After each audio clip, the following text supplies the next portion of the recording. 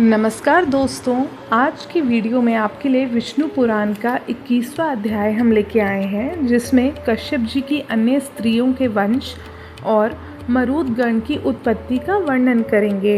इससे पहले विष्णु जी से यही प्रार्थना है, हम सब पर अपना आशीर्वाद बनाए रखें। तो चलिए शुरू करते हैं। श्री पराशर जी बोले, सहलाद के पुत्र आयुष्मान, शिबी और बाष्कल थे तथा प्रहलाद के विरोचन थे और विरोचन से बलि का जन्म हुआ। हे महामुने, बलि के 100 पुत्र थे, जिनमें बाणासुर सबसे बड़ा था। हिरण्याक्ष के पुत्र उत्कर, शकुनी ने भूत संतानपन, महानाभ सभी महाबलवान थे। कश्यप जी की एक दूसरी स्त्री दनु के पुत्र द्विमूर्धा, शंबर, अयोमुद, शंकुशिरा, कपिल, शंकर, एक चक्र, महाबाहु, तारक, महाबल, दानी और है शिरा, यह वृषपर्वा की परम सुंदरी कन्याएं विख्यात हैं। स्वरभानु, वृषपर्वा, महाबली, पुलोम और परम पराक्रमी विप्रचिति थे। यह सब दनु के पुत्र विख्यात हैं। स्वरभानु की कन्या प्रभा भी तथा शर्मिष्ठा, वैश्वानर की पुलोमा और कालका 2 पुत्री थी।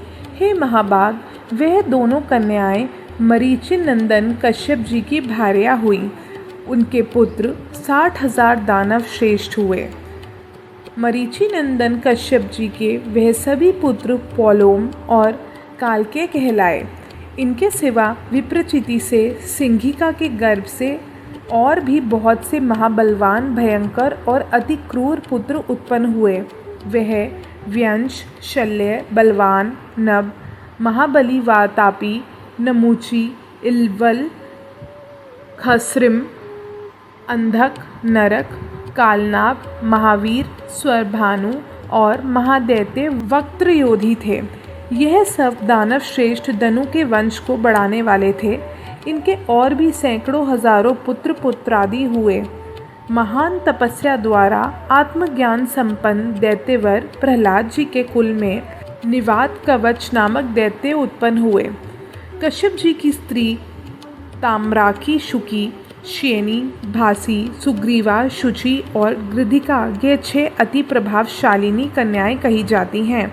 शुकी से शुक, उलूक एवं उलूकों से प्रतिपक्षी, काक आदि उत्पन्न हुए तथा श्येनी से श्येन यानी बाज, भासी से भास और गृध्रिका से गृदों का जन्म हुआ।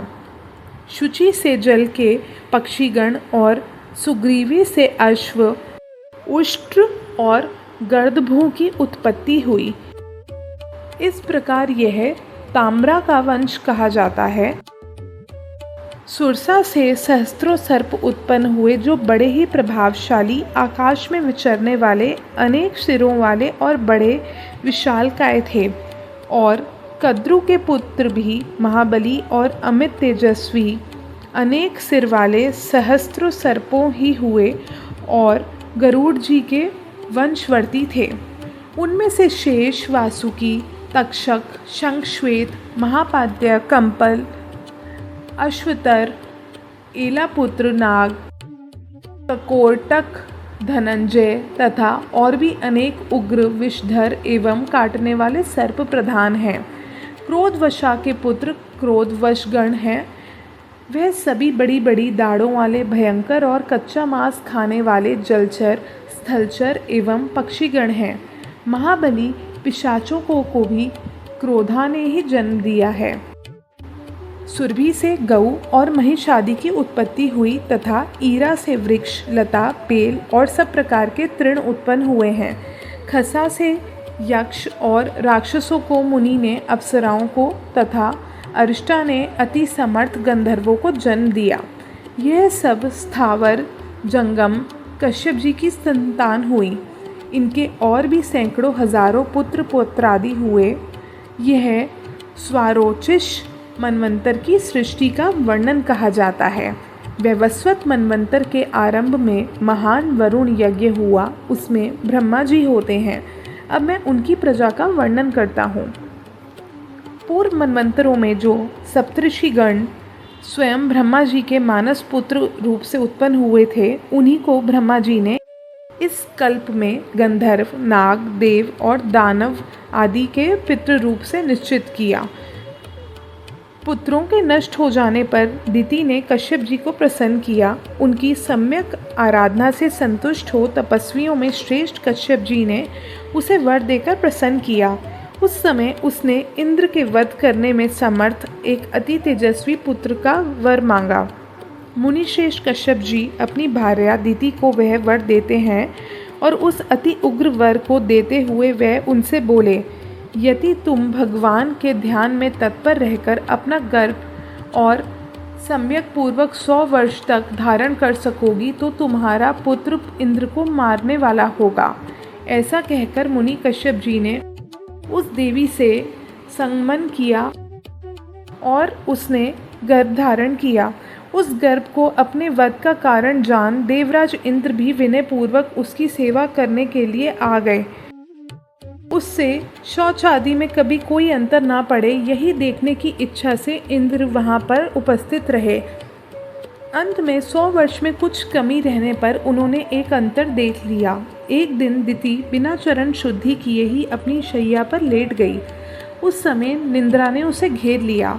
तब इंद्र हाथ में वज्र लेकर उसकी कुक्षी में घुस गए और उस महागर्भ के 7 टुकड़े कर डाले। इस प्रकार वज्र से पीड़ित होने से वह गर्भ जोर जोर से रोने लगा।